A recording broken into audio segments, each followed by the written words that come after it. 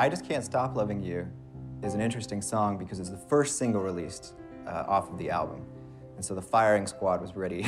They would have ripped anything apart because they were ready. They were ready to just tackle whatever he threw out there. That is so sad. It goes #1.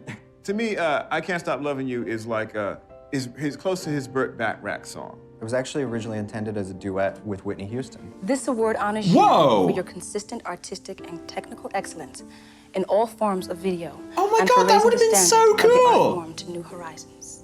Thank you, Whitney. You're welcome. To all the fans around the world, thank you very much, and I love you. So Arista Records says, we don't want Whitney to be overexposed, Clive Davis. What? Why not? That would have been awesome. Whitney Houston with Michael Jackson. I just can't stop loving you. Oh, that would have been so freaking awesome. Clive, I'm gonna give him hell.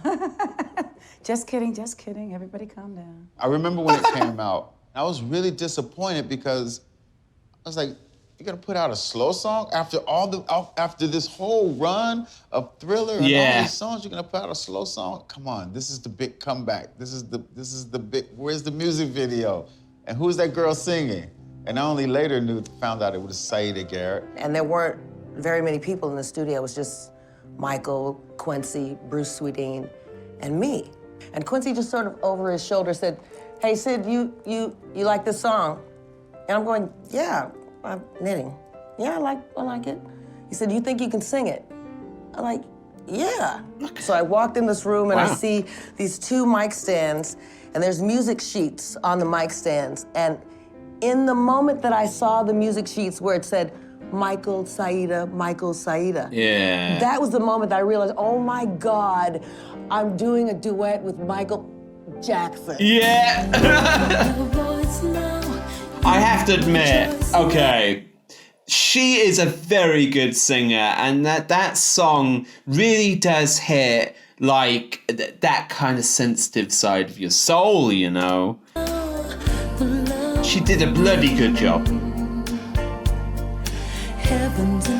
Would I have preferred Whitney Houston? I think I might have. But, we can't have it all.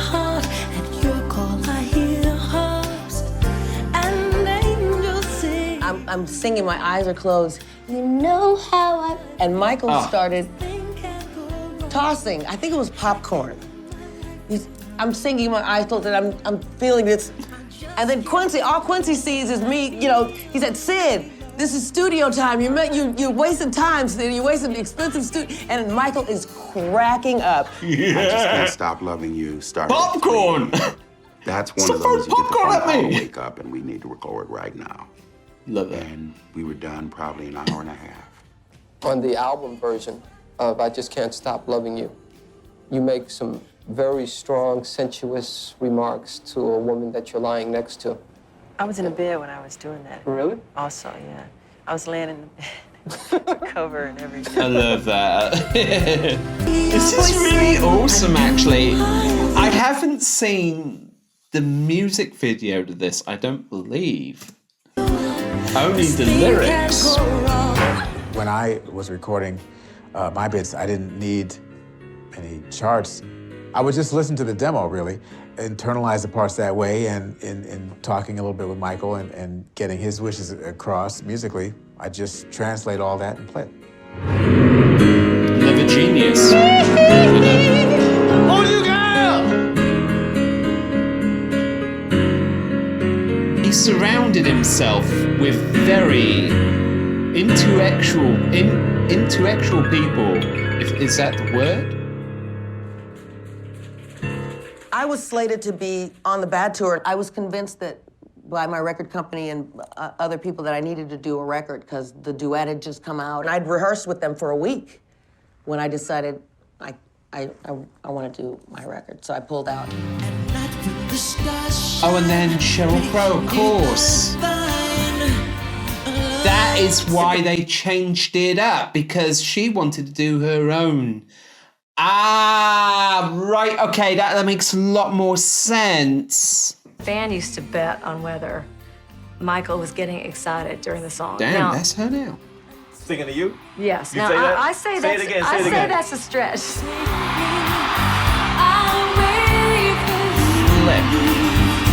Working with Michael and doing the duet is really, it's intense. Every time we do it, it's a different experience, you know. And he draws you in so much, and just singing a song into his eyes and having him look at you, it's really exciting.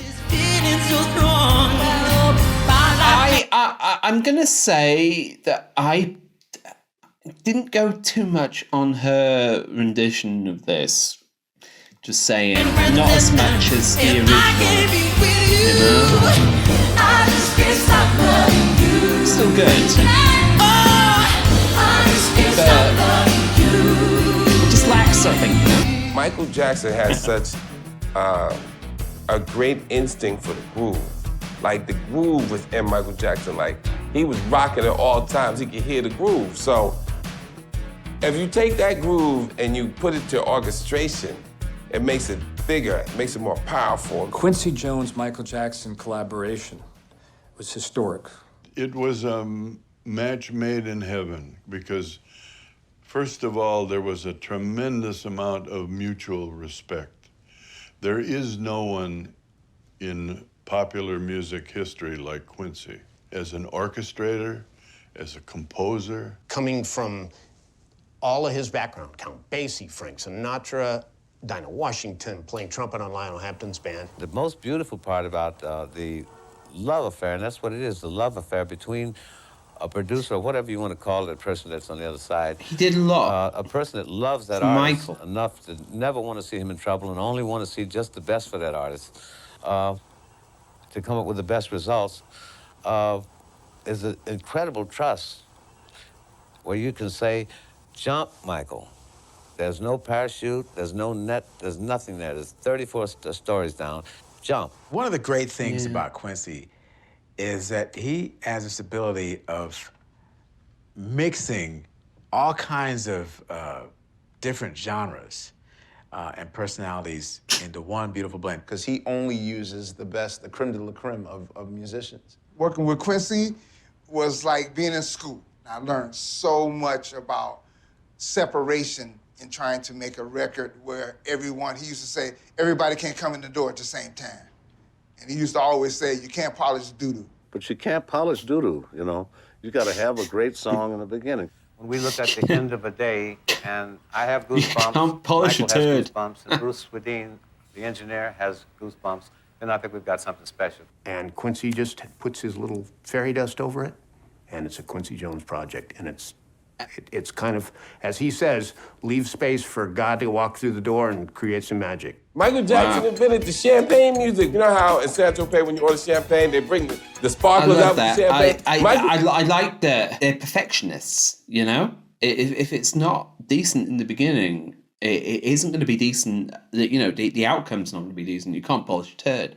That saying is like, it's like you can't fix something if it's already crap in the first place. You know? We saw that 20 years harder ago to fix. ahead and made a sound. Michael Jackson made the sound of Fabulous, him and Quincy.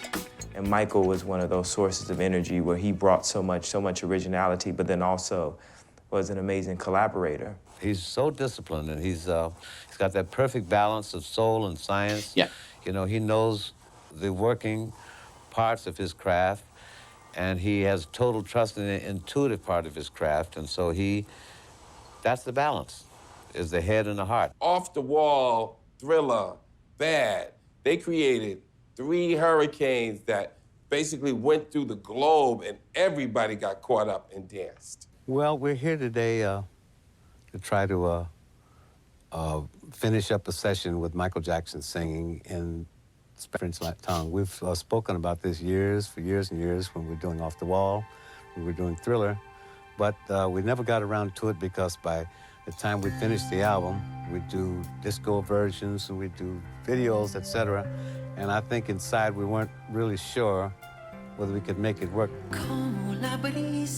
The one thing I didn't think was possible was just to do a translation of the song. So What? Word, you mean, right? Yes. He sung it in what I said Spanish? was, let me understand the song and I'll be as close as I can to what the song was about. No way! He can sing in different languages? How did I not know this? Oh my God, my mind is now blown, guys. I want to watch, or hear a song that's sung in a different language by Michael. This would be a good start. What the heck? He sounds good. How does he do that? That is so... Does he actually know language, or is he just... is it phonetically doing it? You listen to the words and then you phonetically say a word in like Spanish or whatever. How is he doing it? One more. I think I need more level, too, in the phones. Like, I'm drowning the track out. It was a privilege for me to watch the way he performed and the way he handled this. He felt. Oh my God, that's made me so happy. That's vulnerable. Awesome. I'm sorry. You can continue. Okay, here we go. When you control control the whole thing, all of a sudden now somebody's telling you how to do something in a language that is not yours, and so you are vulnerable. And I made it my main effort to make him feel comfortable, not to feel that I was like in any way mocking him, because it's not easy. This is the first time he ever tried to do anything in Spanish that I know of. That's insane. I wanted Michael to sound like you don't know who that is. The pronunciation was so good that I was stunned.